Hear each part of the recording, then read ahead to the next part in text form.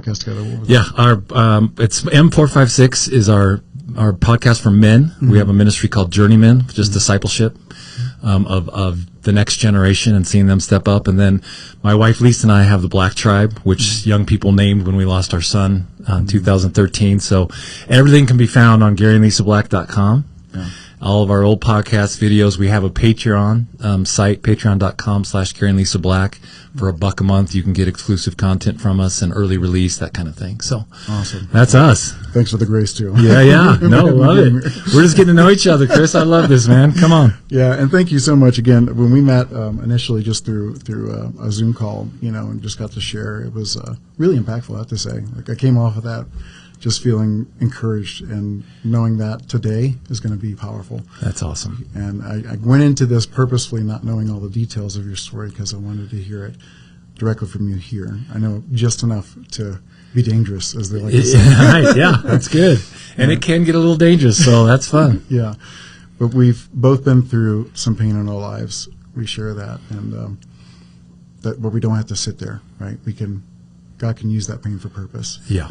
And I think that's going to be a big focus on this episode. But also, I want to talk about why bad things happen to good people. Yeah, I love it. And maybe we can go into that a little bit. Got a really good, quick story on that.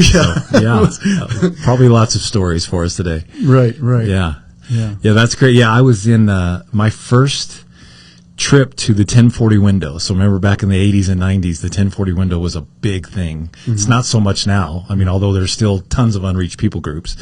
But it was a big movement back then for us. And I was about 24, and a Fred Markert, a YWAMer, Youth with a Mission guy, he said, you know what, you need to get overseas. We need to get you out of America. And so he took me to Thailand, to Bangkok. And we just went on the tours of these warehouses of 8-year-old, 7-year-old, 12-year-old girls servicing 25 to 30 men a day.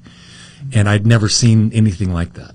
Warehouse after warehouse, violated girl after violated girl. Wow. And I just ran behind him the whole first day there. I was jet lagged. First time I'd ever been in Asia, right? And I'm a kid, and I'm just overwhelmed by the darkness that I never even knew existed. Yeah. And so we get all done, it's late at night, we get done eating, and he said, I'm going to leave you downtown here on Papong Street in Bangkok. Mm-hmm. I'm flying back to the States in the morning, I'll see you when I see you. Mm-hmm. And so I was down there till about 2 a.m. on this street, and there's sewage running down the street, there's donkeys, goats, there's every age of girl, anything you'd want, it's a big long story. But I fell to my knees. And I was mad. I was angry at God. And I said, God, how could you allow this to happen? Yeah. Why would you let this happen? And he said to me instantly, why would you let this happen? Wow. And I just stopped crying. I stood up and I said, okay, Father, what's the key? I need a key for these little girls in Thailand to get them out of this sex trafficking. And I didn't even have terminology for it back then, right? And as I was flying out the next day, he said, there's a little girl in America that has a key to turn something here and to capture the hearts of these little girls. I want you to find her for me. And I've been preaching that story, telling that story from every stage, preached to millions in stadiums all over. I'd say this at the end of every time, and I'd have hundreds and hundreds of girls run forward saying, I'm that girl, I'm that girl. In fact, one of my own daughters, what we'll get to in a little bit later in the story, and so we've sent thousands of kids into the sex trafficking, anti-sex trafficking all over the world, and into Asia. We have full-timers. And so that's my story of why do bad things happen to good people? Why do we allow that to happen right? We are responsible. We're Jesus on earth. We're God with skin on. Right. And it's our responsibility to bring heaven to earth every day. That's really, really good. Yeah. Man, that's amazing. So this was how long ago? This would have been like 96. Okay. It's been 97. Yeah, been a while. Yeah, I've done a few things since then. Chris, come on.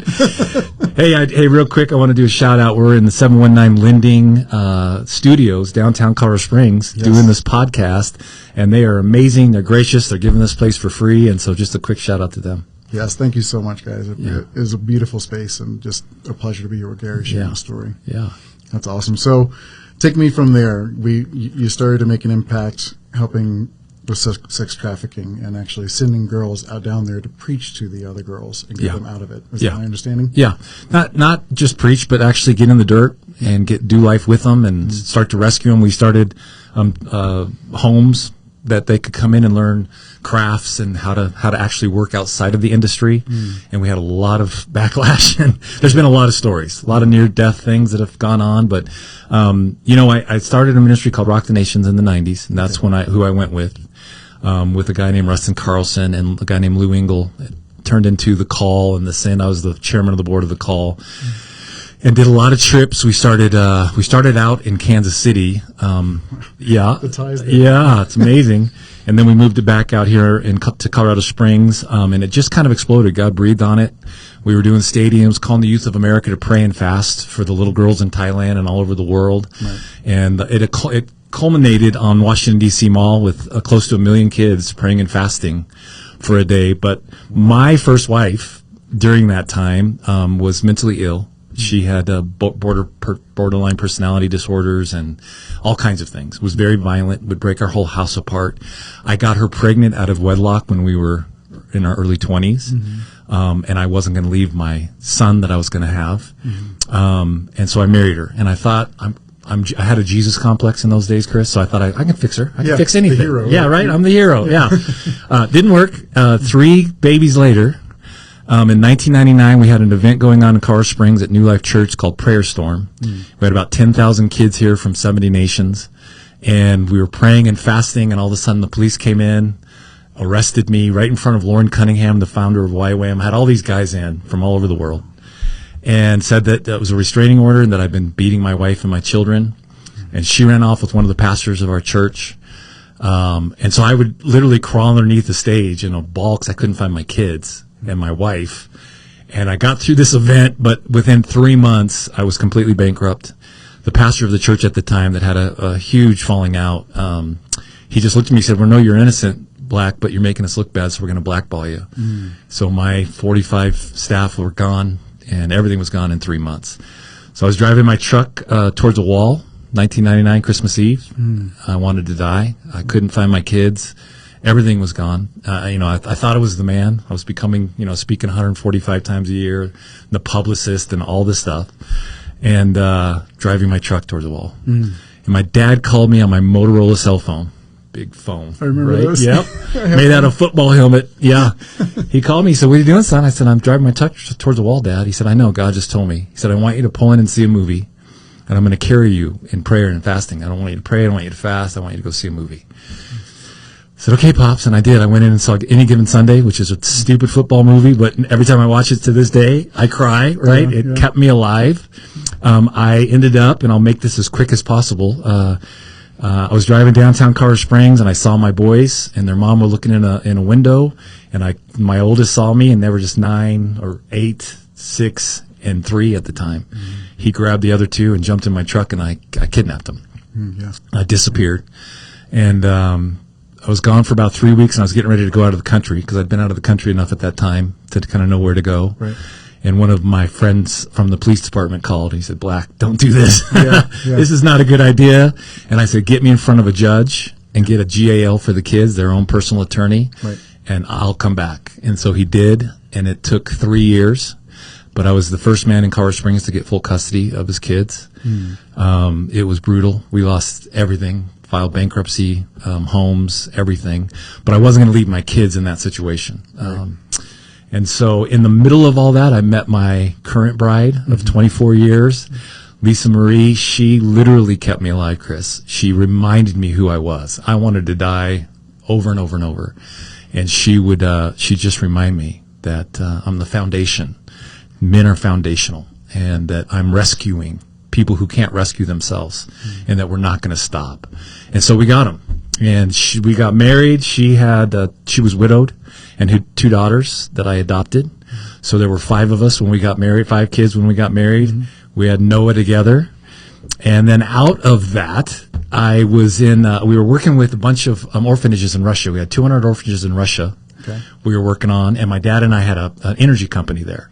So I'm going back and forth to Russia, I think 13, 14, 15 times. And we would raise money in the States from corporations, Chick-fil-A, Pepsi-Cola, Coca-Cola, and we transformed the orphanages in Russia into these incredible places for these kids because they're kicked out at 16. They live on the pipes underneath the streets, and we needed some kind of graduate program to get these orphans all the way through. And so we started developing that. We were in North Carolina, and we were talking to the president of Pepsi-Cola Bottling to get him to sponsor some of our orphanages. And one of my old mentors called me, Andrew Shearman. He's a Brit, and I hadn't heard from him in years. And he said, "Hey, Black, where are you?" I'm like, "I'm in North Carolina." He goes, "Oh, sweet, I'm in the mountains. Come up. I want to introduce you to some guys." Wow. And I looked at Tom, and I'm like, my buddy Tom Davis was with me. We said, okay. So we drove into Georgia mountains, right? Walk into this thing. I don't even know what it is, honestly. There are about 300 people in there. I walk in, and my mentor, Andrew, says, "Oh, good, Black's here," and he hands me the mic. Well, you're going to get to know me. That's a dangerous thing, right? Because Holy Spirit's going to show up, and we're going to have some rockin' fun times, right? So I just released, and I didn't know the crowd. Released Holy Spirit. Half of them had pitchforks and guns. The other half were praying in tongues and worshiping God with all their hearts. Wow. And there's a guy in the corner just rocking, shaking his head. And so for the next 3 nights, we stayed up and we dreamt of how we were going to initiate the next generation and how we were going to get more thousands of kids out there to rescue these kids, because we are God with skin on. It is our responsibility. And so we dreamed up a whole bunch of stuff. And out of that came the World Race 2004, and we've sent 1,000 kids around the world every year, 11 countries in 11 months, and they serve our different projects in each country. And so 2006, I loaded the family up. We had 5 acres on the top of Monument Hill, all the toys, boats, go-karts, motorcycles, sold everything, moved to Africa. To Swaziland, No way. All 8 of us. Yeah, the worst. Swazi at the time, and I think it still is, was the worst country in the world for AIDS. All the parents are dead, so it was just all orphans. And Adventures and Missions, the guy I was working with in the World Race, we started building children's villages. And we started the first one, found 30 kids naked that hadn't eaten in a month with one go-go, a grandma. The grandmas are what run that country. They're amazing. And we got some farmers. I got 100 hectares of land donated, and we started a children's village, and now they feed 8,000 kids a day and educate them in Swazi. And we start things. I don't administrate things. I'm terrible at that, right? I'm a fire starter, and then I need to get out of the way so people that actually know what they're doing can come in and do it. And Africa was incredible. Incredible time for our family. You know, we had a guard walking around the house at night. Every week, a go-go would be killed by an alligator croc just down the street. We ran into horrible snakes and lions and the whole thing, and it was just an incredible time for our family. We would train all the World Race squads in our backyard. We had a lapa, big grass hut that would seat about 100 people, and we'd do our training, and then we'd send these young people all over the world. Wow. Yeah. That's amazing. It was a lot of fun. All before Mandate 456. This is, all of it. Mandate 456 is brand new. So we're starting all over. Okay. And I'll get there real quick. Yeah. Yeah. We moved, but we got kicked out of Africa. I was sneaking babies out. We'd find babies in boxes that were just about dead, and I'd have families there, NFL players. My kids would take them out all over Africa. My 14-year-old Michael would take these people, like for a month. He'd be gone, just taking them around and showing them the villages and what was really happening in the bush, right? And so, but the government didn't like me at all. So I was on the front page of the paper. I had a radio show, doing all kinds of stuff. So I had to get my family out of there. 2008, I came 2 months later, and we moved back to Colorado Springs. It was the worst decision we'd ever made in our lives. I knew God was telling me to move to Spain at that time, but I listened to my family instead. And I'll tell you why in the Spain story. But we moved back here to Colorado Springs, and we had 7 years of just pure hell. Every business I started failed. The ministry was failing. My wife didn't want to go coach anymore because our own 6 kids were being neglected. My boys, who found rugby in Africa, my 2 older boys, my younger boy, Caleb, was playing cricket all over South Africa at 11 years old. Oh, wow. Right? My boys are playing South African rugby and with kegs on the sidelines, and they're playing all over South Africa. It was incredible. Well, we came back, and they found a rugby club here and won state for 4 years in a row. And then got USA. They played USA rugby, full ride scholarships to college.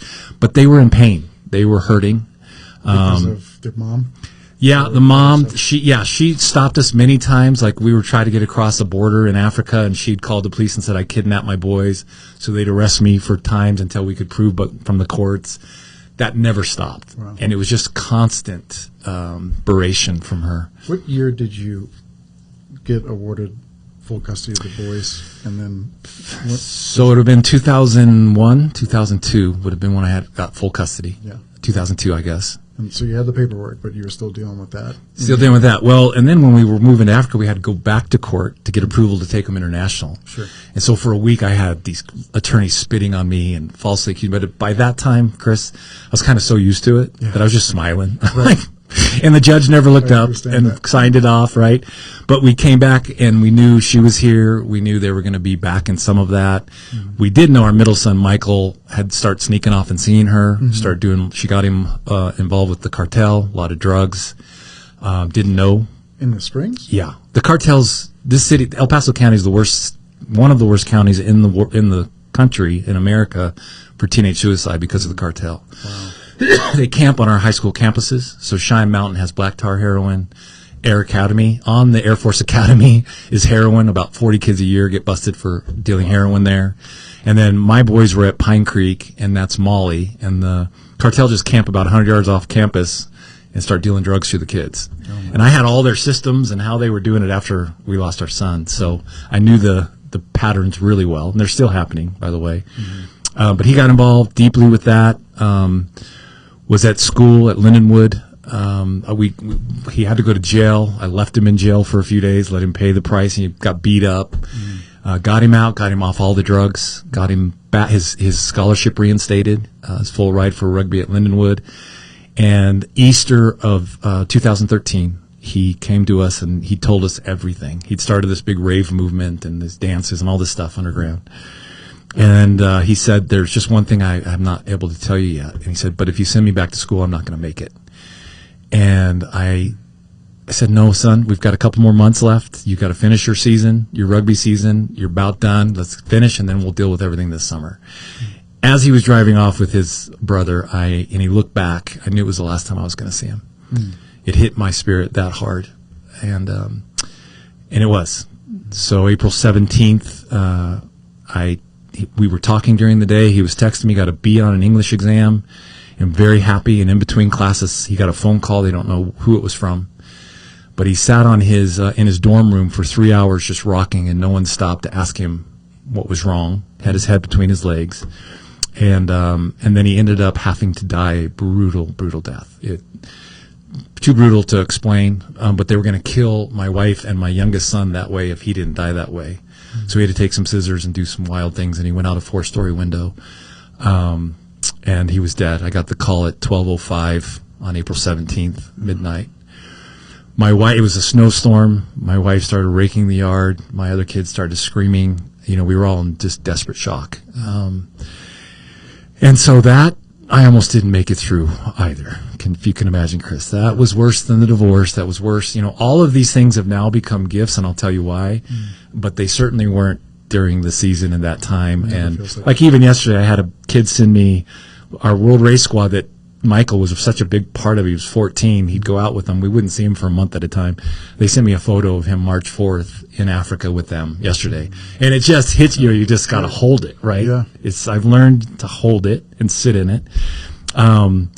And so out of that season, it was really difficult, but the World Race got us back. I started a company, House Hydrant, that we were working with firemen in the city because we were having all the fires during those days. And I finally went back down to Georgia to Adventures in Missions. I was going to teach, and my buddy down there that runs it all, Seth Barnes, every time I sit on his front porch, I end up in another country, so I'd advise you not to do that. But I'm sitting with him, and then we're around the fire. I think we're smoking a cigar, and he said, Black, we need to get you to Spain under Andrew. We got to get you out of here. And I'm like, it's not going to happen. Just started this company, da-da-da. This was like March of 2015. By September, my business partner had run off with all the money, left me with 52 shareholders, and we were broke. Wow. So we didn't even have a spoon. We packed up our 12-year-old Noah. All the other kids were now older and out, and we moved to Spain in 2015, September. Remind me, you moved back to the Springs in 2008 or 2013? 2008. That's what I thought. So Yeah. you were there for Yes. basically 5 years Yep, before. that's no, right. sorry, 7 years. 7 before you years. went back It was out. 7 years of dark night of the soul. Wow. Yeah. Nothing worked. That number 7 keeps Yeah. coming back. We're going to talk about that. Okay. Yeah. Yeah. I like it. I'll finish up. We moved to Spain. First 3 months, we just slept. We hadn't slept. And I knew my wife was just not going to make it health-wise. It was just killing her. With Mikey being gone and all the things, keeping our other kids alive, that kind of thing. And so, first 3 months, we just slept and cried. I went down to the Mediterranean. We were in South Spain, and I would just sit. And it was the first time in my life, Chris, that I started to own my pain.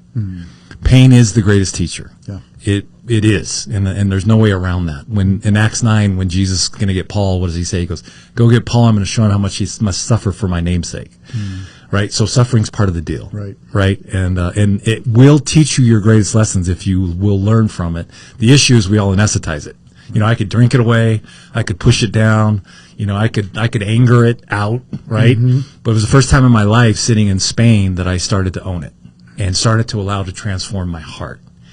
And what I was learning, and I didn't know that, was to hold everything the same way, good news and bad news. So now, all these years later, when I hear, Black, we just got this big thing, we're going here, I go, great, because it's never as good as it seems. Or if I get a call and go, hey, these things aren't going well, it's depression, there's suicide, I go, okay, because nothing's ever as bad as it seems. And I've just learned to hold them both the same. But Spain literally gave me that. And then we started teaching again. We had a leadership school there called G42, and I'd go meet the world race squads around the world. So if there was 3 close to each other in Cambodia, there'd be about 150 young people. I'd come in and blow them up for 3 days and find the leaders and invite them to Spain for 9 months of kingdom entrepreneurial training. Awesome. And we were in a little whitewash village, very inexpensive, you know, walked everywhere. We didn't need a car for the first 2 years because you just don't need one there. Right on the Mediterranean, could see Morocco from our terrace. It was the dream, and we'd bring 30 kids in every semester and just disciple these kids for 9 months. And we'd send them around the world and have them practice what we were teaching them. And then we'd have them plant some kind of kingdom business or ministry. And when I say kingdom, we'll talk about that. It's a big difference to me than just Christian, right? But really training these guys in proper eschatology, proper discipleship. Like, we've missed that in the church, Chris. We just haven't discipled. Right. And that's why we're seeing all this fallout from these leaders and all this stuff going on. And that's really my heart. So we did that, and then COVID hit, and we lost millions in the world race. We had kids stuck for a month in San Francisco airport. You know, we had 800 kids on the field at the time COVID hit, and all of my kids in Spain, all the interns. And so I'm sneaking kids out, getting them home. You know, it was a full lockdown in Spain. Like, machine guns, you didn't leave your front door. Wow. Like, I learned the police kind of routes, so I would sneak out and go see all the interns. Everybody would be mad, but I had to. Right. And I'd take my dog and we'd just go. But it was full lockdown. And so we finally got out of there, but everything was gone. And moved back here to Colorado Springs. My dad is 85. My brother, my sister, and my mom have all died in the last 5 years. My sister was special needs, and my parents raised her 3 special needs kids from babies. Now my dad's alone with these 3 special needs kids that are in their 30s now, 18 to 39. So we knew we were going to have to come back and help him anyway, which is a privilege, right? But this city's brutal, and it's hard on me, and I don't like being here. Sure. And I know God has me here for a purpose, and I know part of that's my dad and honoring my father. And but here we sit. So that's a very condensed Reader's Digest version of most of the story there. Just trying to take that all in. It's a lot there. It's a lot, yeah. There's a lot there, but that's a fascinating story. And, you know, obviously there's a lot of heartbreak there, so my heart goes out to you. Thank you, yeah. But we also know, and I've learned this so much more these days, that this is such a temporary assignment. Yeah. You know, we are, when I go and just look at what the Bible says, and, you know, like the pains of today are nothing compared to the joys of tomorrow, and it just blows my mind to really think about that. It's true. So when you were talking about, you know, when something good or bad happens, you take it in for a second, but you kind of hold it with similar weight. Like it's not as good as it seems, it's not as bad as it seems, because really in the end it's all still temporary. Right. Well, and you met my friend Jeremy Morris, and what Jeremy taught me, you know, Jeremy was a raging alcoholic, and he'll tell you all this. 5 DUIs, 2 in the same day. Oh my goodness, really? Yeah. Found out that he had a 19-year-old daughter that he knew nothing about. Got 2 DUIs in the same day. He's laying on the prison floor or the jail floor, and he says, instead of saying, God, please take this from me, he said, Father, father me through this. And that's my only prayer these days, Chris. Yeah. You know, I'm having a real hard time with my oldest son right now. And so just, business, there's all kinds of stuff. And instead of trying to fix it or control it or get into anxiety or anything about it, I just say, all right, Father, father me through this. Right. You're the best father I know. And I can't control this. Thank God for liminal space. We don't know where we're going. We don't know how to fix it. So we're completely dependent, right? Which is where he wants us, in intimacy. Right. And so I just sit with him. I say, Father, father me through this. And he does. And not always the way I want it, obviously, and not always in the timing ever that I want, right? Timing. But learning to trust the story and allow the Father to be the Father in my life, even though I'll be 58 this year, has shifted and changed everything for me. Yeah. Yeah. That's huge. I want to dissect a few pieces of your story that I'm very curious about, and how you handled it, maybe what you're going through thinking then, and now how you maybe feel now too. But when you talked about everything leading up to the initial, the divorce with your first marriage and that whole battle. So, were there any initial signs of red flags type of stuff in the beginning? Oh, absolutely. Lots of them. There were. Did you just feel like you ignored them? I had that fixed mentality that I could fix anything. And I kept thinking a baby's going to fix her. This is going to fix her. So I was a VP of sales for a telecom company in downtown Denver, making 6 figures, 23 years old, doing really well. Had all the toys back then as well and all the things. And, I went out to California to go to a conference, and I met this guy, Lou Engle, and the Holy Spirit came in the room and knocked us over. And I came home fired up. Yeah. I had my call, my mandate. I met a prophetic guy prophesied over me, said, you're going to be marked. Your mandate in life is Malachi 4, 5, and 6. Turning the hearts of the children to the Father and the Father's hearts back to the children. It will mark you for the next 35 years. That was almost 35 years ago. And so I sold everything. And I moved her, and we had 2 boys at the time, Kansas City, and I thought, I'm going to get her out under there underneath this really cool ministry that just all fell down. That ministry just crashed. One of my heroes just crashed, Mike Bickle, in a huge way. He was incredible with discipleship and the way he trained us, but now we're seeing things that we didn't see back then. But it didn't. It didn't. I mean, the whole house would be broke apart, and I didn't know it at the time, but she was sleeping with our interns and just different things. And so I guess I kept a blind eye, right? And the pain was so great. But I didn't know the amount of adultery and what was really happening. And then I moved it back out here in the Colorado Springs, and that's when the bandages were ripped off. It's just, and she had the city convinced. I think the police were called 129 times on us because she'd get in front of my truck and throw herself down and scream that I was running her over. Guns pulled and cocked. She literally pulled a gun out in front of all the elders, the head elders of our church at the time, who were there to see what was really happening. She pulled it out and pointed it at me, and the head elder, he's like, Black, I would run as far away from this woman as you can get. 100%. But I still wouldn't divorce her, Chris. I had that religious thing on me, and I want to speak to that to you men. Yeah. If you're in a situation like that, of spiritual abuse, adultery, just that kind of horrific abuse, I think it's valor to stay in and serve your wife and love her unconditionally, right? You can't reason with a woman like that, but you can love her unconditionally. Yeah. There's no way to reason, and we're not supposed to. Right. He said, love her as I love the church. He loves us unconditionally, and we're pretty screwed up. Right. Right? Oh, we just keep getting worse. And so I did. Now, but then there was that religious side of me, my mom and dad. You felt an obligation. And I was going to be in sin if this happens, and my reputation, all the stupid things, right? Ego gets in there. So I wouldn't divorce her. She finally divorced me. But yeah, that was brutal. You didn't get divorce papers first. You got thrown in jail first. Absolutely. Oh, multiple times. Yeah. Yeah, at every baseball game, every, lacrosse game, all the game, the kids were in competitive sports. And she would just show up, and she wasn't supposed to.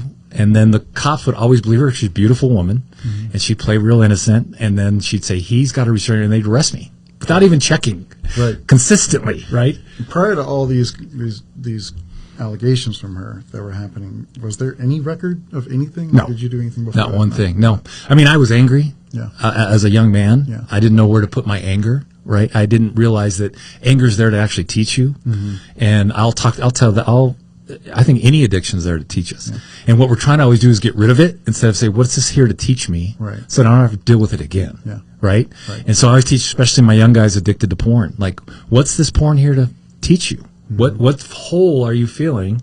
Right, that you can't deal with, so you're going to this to get the endorphins going. Let's learn what that is together. Stop trying to stop looking at porn, but you got to first break your agreement that I'm addicted. Right. It's my only problem with Alcoholics Anonymous. Right, I love it. It's salvation. It's beautiful. But you say I'm an alcoholic every single time you stand up. Continue to identify. You as that. continue, yeah, and you own break that it. identity. Now I get it at the beginning of why you have to own that, Right. but once you've owned that and you break that agreement, it's time to walk away from it. There's So- a point of redemption. That's right.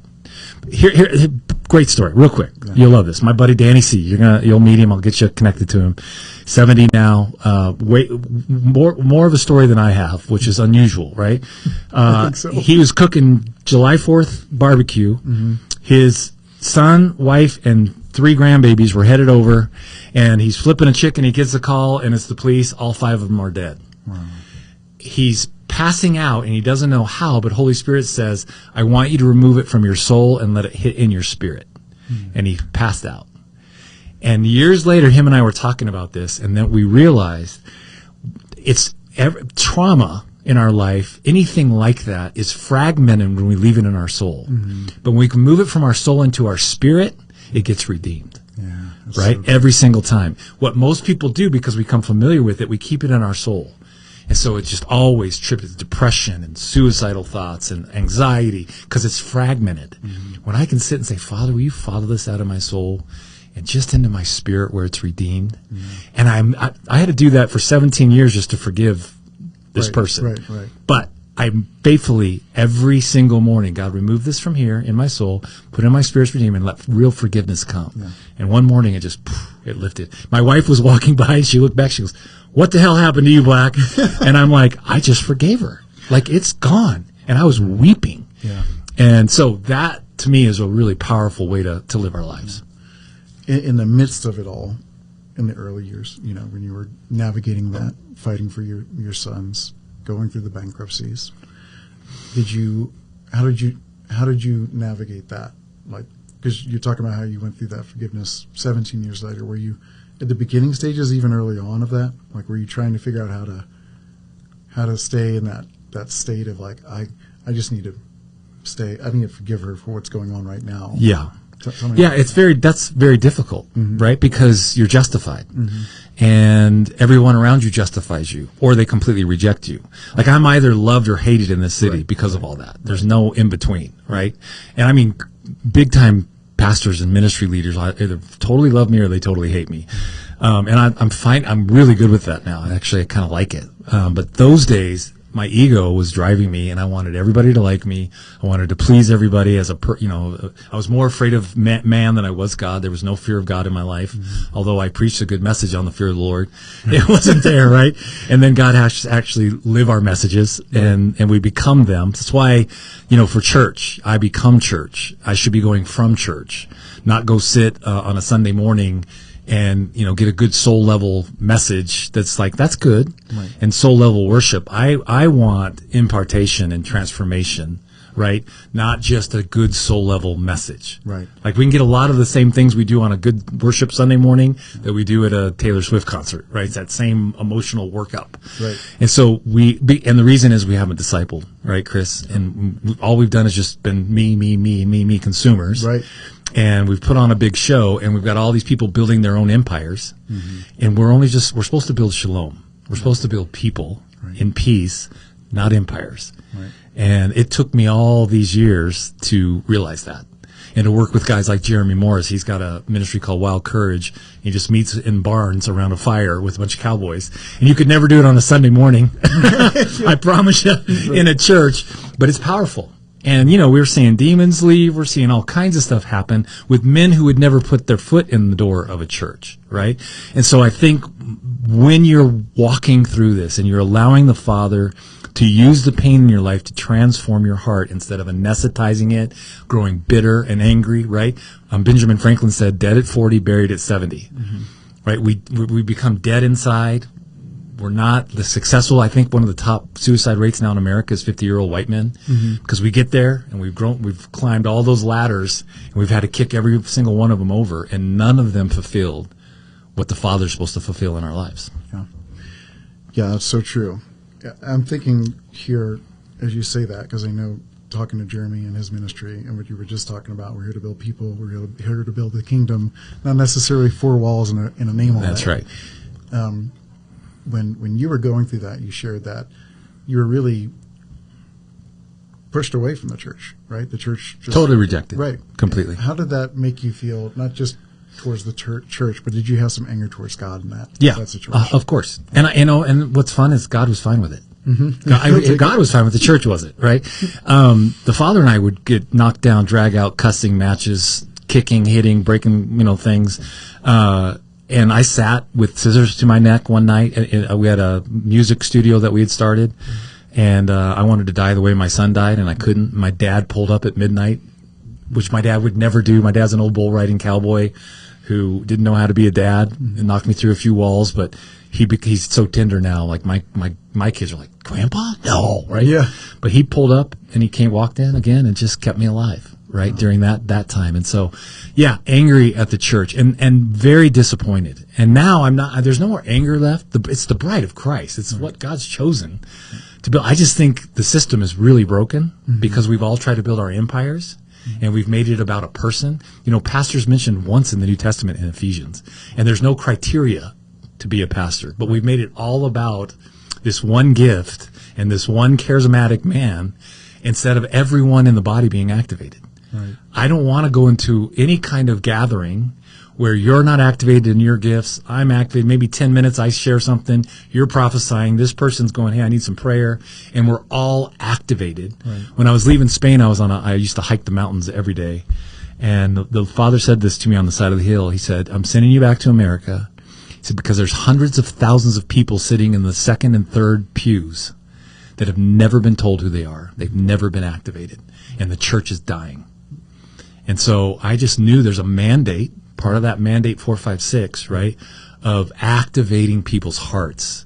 And I've been a student of the heart, which is something we do need to talk about, maybe not on this podcast, but I've been studying the heart for 10 years now, and we've just completely missed it in the Bible and how we live through our hearts with one another. Oh, that's powerful. That's powerful. How did I have so many directions I want to go here right now, but one thing you just talked about was like your dad was a very different man than he is today. Yes. First, how did that impact you? It's funny. I went and did some Sozo's healing not too long ago because I just like to keep my spirit in check, and I was getting angry again. My wife and I were in Mexico last summer and found a child porn ring, the largest in the world, in a little town in the middle of Mexico. And the priests and the teachers were sending these kids through catacombs underneath the city and selling them to the number one customer, which was Americans. Of course. Right. And so it was a very intense situation. We're at a Gen Z conference that we're speaking at with interpreters. And one morning we're having breakfast and I got angry, like really angry, like out of nowhere. And I'm like, where is this coming from? Right. And I know to recognize the spirit over the place, right? Principality, that kind of thing. But I was just kind of a jerk to my wife. So we came home and I'm like, I need to go get this checked, like, because I haven't operated that way in a long time. So I went and did a little Sozo's, and she asked me, she said, what's the first memory you have of real pain? And instantly I knew I was 5 years old riding behind my dad on a horse, and I'm the only one that could keep up with him. And he's yelling at me. I was never good enough. But I could hang with my dad. And what that did is through the years, it just made us best friends. But he was angry. He didn't know how to be a dad. His dad killed his mom in front of him, was a raging alcoholic, left home at 18 with $20. Just a horrible, horrible life. I lived with my great uncle for a while. He's 100 years old. He gave me an apartment underneath at our base in Georgia. And my 100-year-old uncle told me when I said, your dad has the worst life of anyone I've ever known. through the depression and through all the things. And so now he's this soft, incredible, loves Jesus with all of his heart. Still got that religious tone on him, right? The rapture's any day. Here we go, right? But I love him, and we're best friends, and we're both 8s on the Enneagram, so we find intimacy, and everybody else leaves the room, but we'll just go fight scripture and, just go at it. So yeah, that's radically changed through the years. And that's why I say all the time, Chris, we have hundreds of seasons in life. This might be, for some of you men right now, a really horrible season. Like, I was listening to some of your story the other day. 2013 was not a good year for you. Right. It was right. But when we can recognize, this is a season, the Father's trying to teach me something in this season. And if I don't learn it, I'm probably going to have to come around this mountain again. Right. Which I don't want to do. So I'm going to go find out, Father, what are you trying to teach me in this season, so that I can actually be transformed by it. And why? Because now I'm the first call when another kid kills himself. I get a call every week. Now, that's probably exaggeration, at least 3 times a month. That next call, I'm the professional. I never wanted to be the professional of a kid taking his life. Right? But I just sat with 2 guys in the last 3 weeks in Colorado Springs whose 29-year-old sons killed themselves. All 3. Yeah. And they're fentanyl and the whole thing, right? And that would have been the age of my son. If he would have lived, he died at 19, right? But I'm that call, and you know why? Because I overcame it. It became a gift through some really hard work. Yeah. It became a gift for me, so now I can walk others into transformation. You want to talk to me about divorce? I can walk you through your divorce because I've overcome that, and I've owned that, and I've forgiven that, and it's a gift to me now, right? And so none of it actually, I don't get emotional about it at all because it's in my spirit and it's redeemed. 100%. Yeah. I love that. That's so good. We talked a little bit about the difference. You see men go through trials like this, divorce, the custody battles, the allegations, the loss, right? And there are those that it just becomes a poison within them. Absolutely. And it's not just this poison within them, but it's also getting caught by everyone around them. It's like they go to other sources that are going through that same pain and handling it the same way in a negative way, and it just feeds this poison even more, and it makes it even worse. Absolutely. And then there's the other side where you see those that, yes, they're angry, they're frustrated, righteously so, right? However, they choose to navigate it a different way. You and I went through this. Yes. What would you say to the one that's on the other side of that right now? That's just it's just this hole. I remember I just put a post out the other day, and a guy commented on it. And he just said, "I have given up. I no longer have any trust in women, in humanity, in the family court system, in God, all of it. I'm just done. Yes. I've been so hurt." Yes. Right. What would you say to that guy? And I am that guy, was that guy. Yeah, for sure. And I fully get that. I think that's why I studied the heart. I realized there's 840 scriptures on the heart, and we call the heart evil because of Jeremiah 17, which is ridiculous. It's an old covenant heart. Hebrews 10 says that he sprinkled our hearts. He cleanses our spirit. So a new covenant heart is what Jesus was, right? I don't ask Jesus to come live in my heart. I ask him to come live through my heart. I got to get out of my head and in my heart, right? Because that 18 inches is the longest journey you'll ever make, right? And so when I'm bitter, when I'm angry, it's all right here in my head, especially those wolf hours, 3 o'clock, right? I wake up 3 to 4 to 5. I'm pissed. I can't forgive. God, where are you, right? It's not okay because that's all head. Right. Ecclesiastes 3 says eternity's in our heart. Yeah.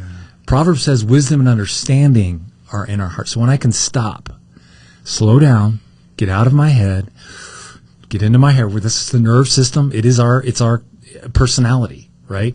And I can learn to allow Jesus to love my wife now through that, love my children through my heart, right? I can't love my wife well in my head, right? Because I can find all the bad things really quick.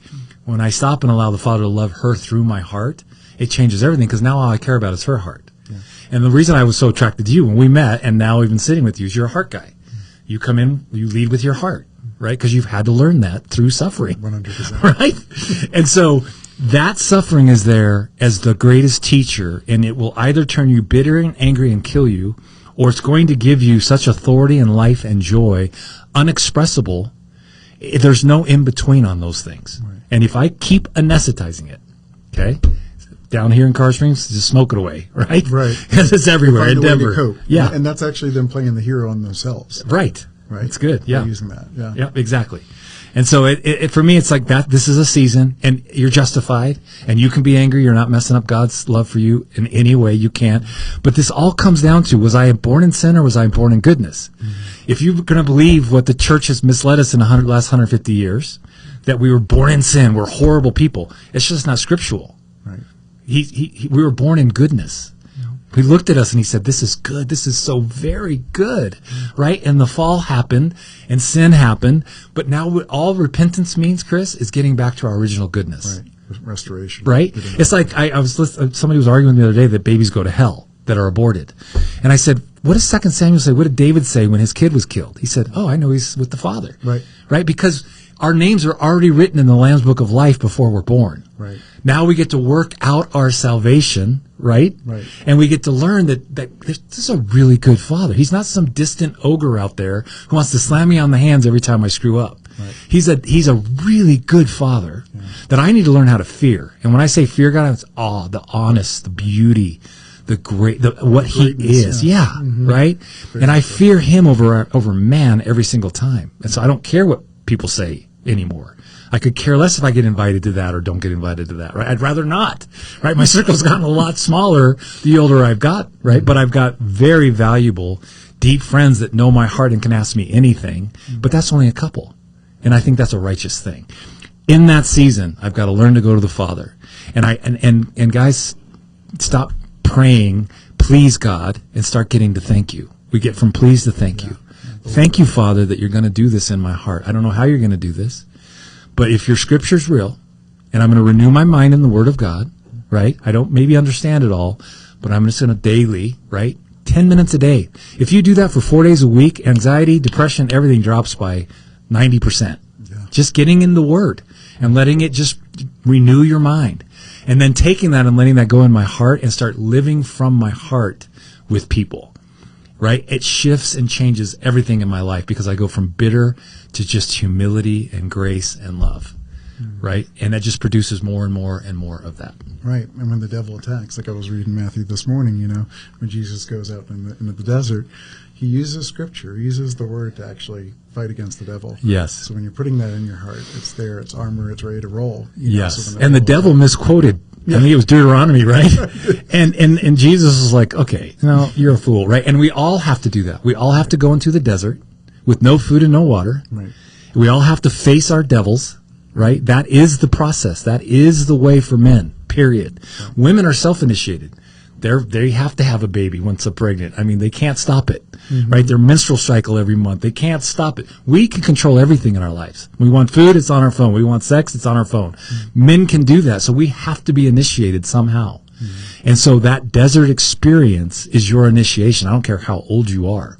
I know a lot of 80-year-old men who are bitter and angry and were never healed, and they just went silent, right? So we've got a lot of silent fathers out there, right? More than we have fatherless. Right? There's every dad I know is just go silent because they can't live up for their wives. They're not good enough for their kids. And so they just go quiet. And when I was on an airplane reading this heart document that I have, and I always accuse my daughters of having shame and insecurity on them.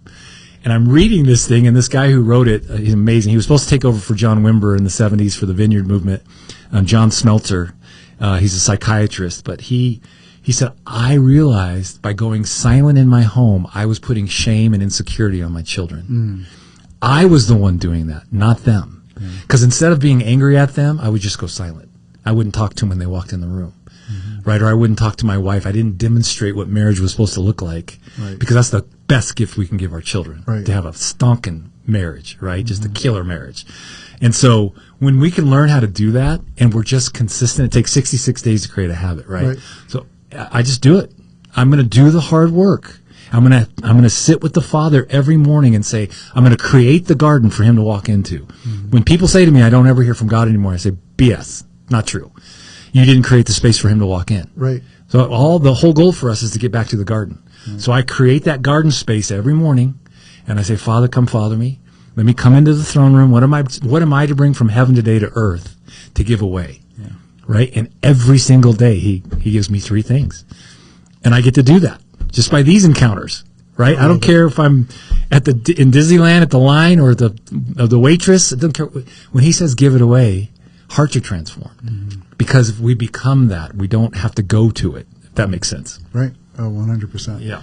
When as you got closer to the Father and you started to see his heart and you started to fear him, how did that change your image of fatherhood? Yeah, completely. Yeah, at the beginning of last year, every year I try to fast for the first few days of the year. I'm not a big faster anymore. We used to do 40-dayers and stuff, and I don't think you need to do all that. But we fast just for intimacy. We don't fast to get God to do something, right? But he said to me, I'm going to make you a grandfather this year. And of course I went, oh, shoot, right? Sorry, excuse my language. Okay. I'm like, oh no, because I know the only way I learn, because I'm just stubborn, is the rock has to fall on me. Like I don't naturally fall on the rock, right? And I'm a granddad. I have 4 granddaughters. They can't make grandboys for me, but I got 4 grandbaby girls who just have completely ripped my heart in 2, and it's worth waiting to get, right? But he was trying to teach me to rise above and father fathers, because Paul says it in 1 Corinthians, we have 10,000 teachers, we have not many fathers, right? And I'm not seeing any fathering happening in our churches. Right. I shouldn't say any, very little, right? And so he's called me now to father fathers, men like you, right? Come around you guys. I've got Ian that you met, Jeremy that you've met, David Ray, these guys. I'm just fathering them to see them become successful, to see them become great as dads, right? Because then I know that's just going to perpetuate. And we can literally disciple the whole earth in 30 years. You know that. If we just discipled one person a year and taught them to disciple one person themselves the next year, in 30 years we cover the whole earth in God's glory. Right? Instead of just running around with the gospel of salvation, trying to get everybody saved before the great rapture happens. It's the gospel of the kingdom. Jesus said, I'm the kingdom. Right? So I'm going to bring heaven to earth in your life to see your heart transform. I was overseas in a country, and I was witnessing to a guy, and he said, and I won't say what he said in language, but I don't need your effing Jesus. And I'm like, what do you mean? He goes, I just sold my 3rd daughter to feed my 5th. He said, what is your Jesus going to do about that? And I fell on my knees and repented, and I realized I'm to bring kingdom to this man, to his family. Here's a sandwich, but the king says he's sorry. Good luck, right? We bring in entrepreneurial kingdom businesses and strategies and answers to these countries, and we let them do it because they're better at it than us. We come and serve them at a greater level, right? That's what transforms the planet. That transforms people's hearts little by little, not just running around trying to get everybody saved until everybody's going to get drowned with blood and all the stuff we've made up. Right? I'm sorry, it's just true. It's just not. It's not good Bible, and I think discipling that and training people in that and giving them hope, we win. Right? I mean, we cover the whole earth in God's glory. Scripture says, and the end of the age is what? The harvest. It says in Matthew. So we're going to see this great, incredible harvest. It's not revival. It's just this beautiful move of God in people's hearts that transforms families, right? But it starts with dads. It starts with fathers. We are the foundation. Right. My wife does a whole week-long teaching of this. She did it in our leadership school, and she's still teaching it. But men are the foundation to everything. And women are our equal partner, right? Adam, we don't have one less rib than women. We all have the same amount of ribs. It's such a funny thing that the church, right? Broken in half, and Eve was taken from him and out of his side so that we walk together as equal and as partners. And my wife makes me a better man, and I make her a better woman when you learn that. Oh, I love that. I love that. And let's go there, because I really love that we share a similar story with the women we met. I met my wife. I married her 6 months after we met. You met your wife and married 7 months. Yeah, that's right. That's right. You got me by a month. I like it. Yeah. But what made you want to try again? Because like I said, I know that a lot of guys I've talked to, they're just like, I'm done. Yeah. I'll never. And I talked to a guy yesterday who has not ever been married, but he said, I don't know if I want to. Yeah, they don't. He has a kid. They're not looking. A 4-month-old boy. Yeah. And he's got a wife back, a girlfriend back in Pennsylvania, and I asked him, well, why aren't you marrying her? He's like, I've seen what happens, and I don't want any part of that. Yeah. Well, and again, that's what most men feel. They've never seen it done right. Their dads weren't that great. Right. And the marriages weren't that great. Most of them are divorced, right? So, like, why would I even try this? I can have sex on my phone anytime I want. Like, Right. what's the point, right? Right. Get the dopamine hit. And I'll be honest, and thank God, I was selfish. I knew my boys needed a mom, right? I knew I was going to get full custody. I didn't care how long it was going to take me. I knew those things were going to happen, and I knew my boys needed a good mother, right? And I had to learn while we were dating. I kept falling more and more and more in love with her, because when I'd see her with my boys, she's just a mom. She's just incredible, right? And our poor little girls. My two daughters were 7 and 9 when we moved in, and they had this white pristine Barbie house, and we came and blew it all up and blew the Barbies up with fireworks. And my poor girls, they suffered a lot through all of that. But it was selfish at first, and then I learned again to get out of my head, started allowing God to love her. Right? It is the picture of the kingdom of God. It was his first idea. Right. Think about that. He spoke into existence the earth and the sea and the fish and then us, and he said, this is really good. And then his first idea was, there's got to be covenant. Yeah. And we're not taught covenantal marriage. We're taught contract. Yeah. Right? This is a contract. This is transactional, not covenantal and relational, that no matter what, we're going to figure this out. And marriage is overcoming. Right? Together. And overcoming your own small ego and your own crap, right? Yeah. And so, I knew that covenant was the expression of how God operates.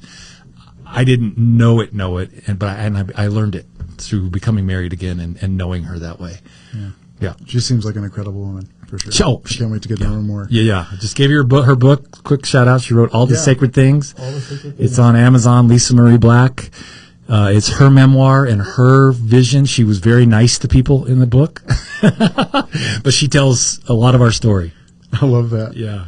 No, I think it's phenomenal. And I love that, what you were saying, God created Adam, and he saw Adam alone. He said, this isn't good. This isn't enough. He needs a helper. So he created woman. That's right. And I said this recently on something I shared on social media, but man and woman are two aspects of a whole of God. That's right. Right? So men, provider, protector, right? Women, comforter, nurturer. But God is both, not just one of those. That's right. He's the lion and the lamb, right? And without the two, there's something missing when in a marriage, right? Raising kids, really. 100%. Kids miss out on something that they absolutely need when one of those parents is not present. And if you have a single dad or a single mom, God has to fill that role for the one missing until maybe you get remarried. Until it shifts, yes. Right. And maybe that never happens. Right. I know for some that doesn't happen, but God always intended it to be both of them. It was his idea. Yeah. And he does everything perfectly. And if we can make it a lot simpler than we make it. Right. And when I'm in the wedding, in the marriage to make her better, like, I don't need to be right anymore. I never knew marriage could be this great. I had no grid for it. My parents stayed married because my mom was an angel. She was incredible. She should have never stayed married to my dad in those days because he's an old cowboy, right, bull rider, and rough. But my mom did it, but it wasn't this thriving, incredible marriage, right? I didn't know that it could be like this. Yeah. And now 24 years into it, man. And I don't need to be right. Yeah. Like we got in a spat the other day, right? Because we're doing these marriage intensives, and we had all this stuff coming against us, right? And we got in this, and we don't normally ever do this anymore. We got in this spat, and I'm driving, and I'm like, right? God's like, oh, you need to be right on this one, Black? And that's when he gave me the phrase. He said, don't go reason with her. Go love her unconditionally. Yeah. I never asked you to reason with her. Mm-hmm. I asked you to love her like I love the church. Go love her unconditionally. Walked in, saw her heart, loved her heart right where it was, and it broke, right? And we're in instant intimacy together, right? Because that's how it's supposed to work. Right. And it's okay to fight. You're supposed to fight. We get a little nervous because we coach a lot of our alumni. We've got like 15,000 alumni from all of our different things through the years. And, when a young couple comes to us and there's just no fighting or passion, we're always like, everything's great. Stirred something up here, guys, because you need some passion in your marriage. What's your sex like, right? Let's talk about that. So yeah, absolutely. But it's God's design, is how He works, and I promise you, men, you cannot see the world fully and completely without her eyes. It's impossible. Yeah. The world desperately needs Jesus. Yes. That is by far the reason that we see so many broken marriages, so many broken homes, so many broken relationships with fathers and kids, Yes. and even mothers and kids. I talked to one who was raised by a single dad, recently, and that story is incredible too. It would all be resolved if we just put Jesus in the center of everything. That's right. 100%. And actually learn to love the way He loved us. That's right. That's it. That's the only answer. And the only way you can do that is by living from your heart, not your head. You can't love people from your head. Right. You can like them really well or hate them really well, but you can't love them. I promise. Yeah. Oh man, I love that. This has been powerful. Yeah. This has been Good. wonderful. Yeah. Thanks, man. I'm looking forward to getting to your story and hearing more about you and meeting your bride and those babies, and so it'll be good. Yeah, I'm looking forward to that too. I think we're going to have you back, right? Yeah, do some more. absolutely. We have some more. I want to share on the heart a little bit more and Okay. dive deep into that. Yeah, let's do it. That'll be really good, man. Thanks, Chris. Appreciate it, man. All right, guys, Gary back. Yeah. Thank you.